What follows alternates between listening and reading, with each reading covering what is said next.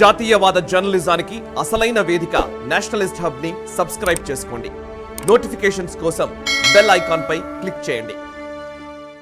ప్రతి అంశాన్ని ఒక ప్రణాళికాబద్ధంగా డీల్ చేస్తూ పోతే దాని తాలూకు ఫలితాలు భవిష్యత్తులో ఖచ్చితంగా కనిపిస్తాయి. సత్వరం ఫలితాలు కొన్నిసార్లు బయటికి రాకపోవచ్చు, కానీ ఎప్పుడో ఒకసారి అది ప్రజాబాహుళ్యంలోకి రాక మానదు. తాజాగా మోదీ అణ్వస్త్ర యుద్ధాన్ని ఆపారని అమెరికన్ వార్తా సంస్థ CNN పేర్కొంది.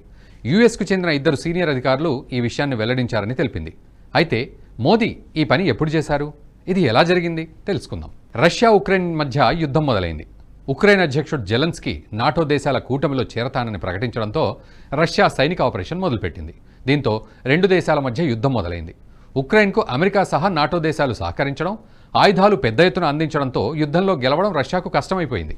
ఈ సమయంలో ఖెర్సన్లో రష్యా ఎదురుదెబ్బలు తింటున్న వేళ అణుదాడి జరగవచ్చని వాషింగ్టన్ భావించింది. ఈ ప్రాంతాన్ని తమ భూభాగంలోనిదిగా అప్పటికే మాస్కో ప్రకటించడంతో పుతిన్ ఈ దాడికి గ్రీన్ సిగ్నల్ ఇవ్వచ్చు అనుకున్నారు. ఆ సమయంలో తమ దాడికి అవసరమైన సాకు కూడా దానికి దొరికినట్లు భావించారు. దీనికి తగ్గట్టే ఉక్రెయిన్ డర్టీ బాంబు కోసం ప్రయత్నిస్తోందని క్రెమ్లిన్ వర్గాలు తరచూ ఆరోపణలు చేయడం మొదలుపెట్టాయి. ఈ క్రమంలో ఉక్రెయిన్పై రష్యా అణుదాడికి పాల్పడితే ఎలా ఎదుర్కోవాలి అనే అంశంపై అమెరికా 2022లోనే పూర్తిస్థాయి కసరత్తు చేసింది. ఈ క్రమంలో భారత్, చైనా అధినేతల ప్రకటనలు కూడా అణు సంక్షోభ నివారణకు సహాయపడ్డాయి. ఈ విషయాన్ని బైడెన్ కార్యవర్గానికి చెందిన 2 అధికారులు ఓ ఆంగ్ల వార్తా సంస్థకు వెల్లడించారు. వాస్తవానికి మాస్కో టాక్టికల్ అణుబాంబును ప్రయోగించే అవకాశాలున్నాయని వాషింగ్టన్ బలంగా విశ్వసించింది. ఈ విషయాన్ని జిమ్ స్కాటో అనే జర్నలిస్ట్ తన పుస్తకం ది రిటర్న్ ఆఫ్ గ్రేట్ పవర్లో ప్రస్తావించారు. ముఖ్యంగా కొన్ని అంచనాలు, సమాచారం విశ్లేషించిన తర్వాత వాషింగ్టన్ ఈ నిర్ణయానికి వచ్చిందని పేర్కొన్నారు. రష్యా భారీ అణ్వాయుధాలు తరలిస్తే అమెరికా తేలిగ్గా పసిగట్టేస్తుంది. అదే చిన్న సైజు టాక్టికల్ అణుబాంబులు తరలిస్తే గుర్తించడం అత్యంత కష్టం. ఈ నేపథ్యంలో మాస్కో వాటిని వాడే అవకాశాలున్నాయని ఆందోళన చెందింది. దీంతో అమెరికా వర్గాలు నేరుగా తమ భయాలను రష్యాకు తెలియజేశాయి. అదే సమయంలో తన సహచర దేశాలతో కలిసి ఈ దాడిని నివారించేందుకు ప్లాన్ సిద్ధం చేసింది. దాడి చేస్తే ఎదుర్కోవాల్సిన పరిణామాలను రష్యాకు తెలియజేసింది.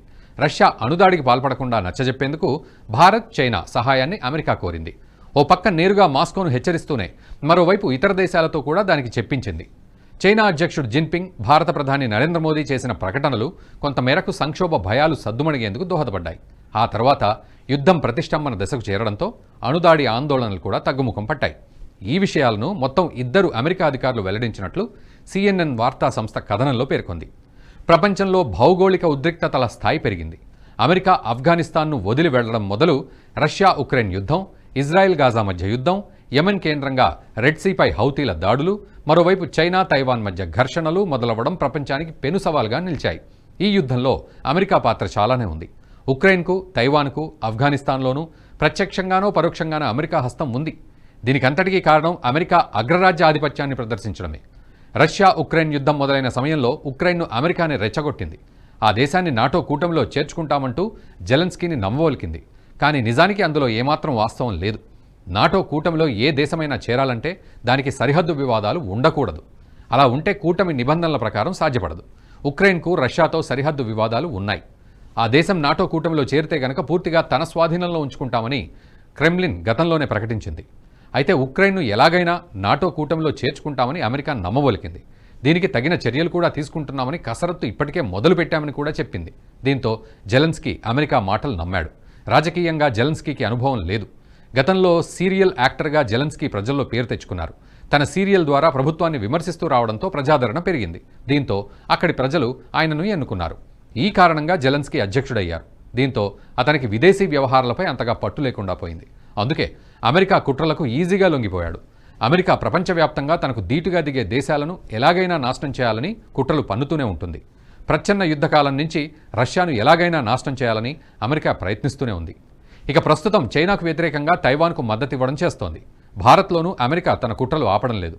ఇక్కడ మోదీ ప్రభుత్వం బలంగా ఉంది. ప్రపంచ దేశాల్లో మోదీ తనదైన ముద్ర వేసుకున్నారు.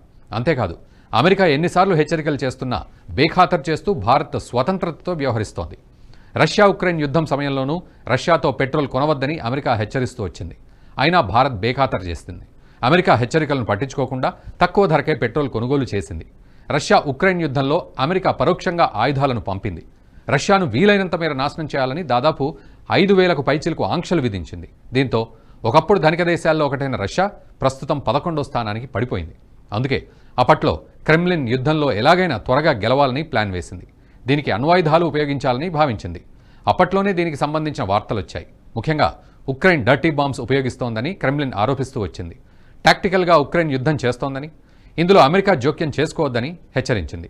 దీనికి తోడు వాషింగ్టన్ జోక్యం ఎక్కువైతే అణ్వాయుధ యుద్ధానికి తాము వెనకాడబోమని చెప్పింది. పెద్ద మిజైళ్లను ఉపయోగించి రష్యా ఈ అణ్వాయుధాలను ప్రయోగిస్తే అమెరికా ముందుగానే గుర్తించి వాటిని ధ్వంసం చేసే అవకాశం ఉంది. అందుకే చిన్న సైజు టాక్టిక్ బాంబులు ఉపయోగించడానికి సిద్ధమైందని తెలుస్తోంది. అణ్వాయుధ యుద్ధం అంటే తక్కువేం కాదు. ఇదే గనక జరిగితే అక్కడి ప్రజలతో పాటు వాతావరణ కాలుష్యం వల్ల భారీ నష్టం చేకూరే అవకాశం ఉంది. ఈ విషయాన్ని అమెరికా గుర్తించింది. అంతేకాదు రష్యాతో సన్నిహితంగా ఉండే భారత్, చైనాలకు ఈ విషయాన్ని చేరవేసింది. దీంతో మోదీ రంగంలోకి దిగారు. రష్యా గనక అణ్వాయుధ యుద్ధానికి పాల్పడితే ప్రపంచమే నాశనమవుతుందని హెచ్చరించారు. ప్రత్యక్ష ప్రసంగాలతో పాటు పుతిన్తో జరిపిన చర్చల్లోనూ ఈ అంశాలు చెప్పుకొచ్చారు. ఒకవేళ అణ్వాయుధం పేలితే భారత్ కూడా సహకరించడం మానేస్తుందన్నారు.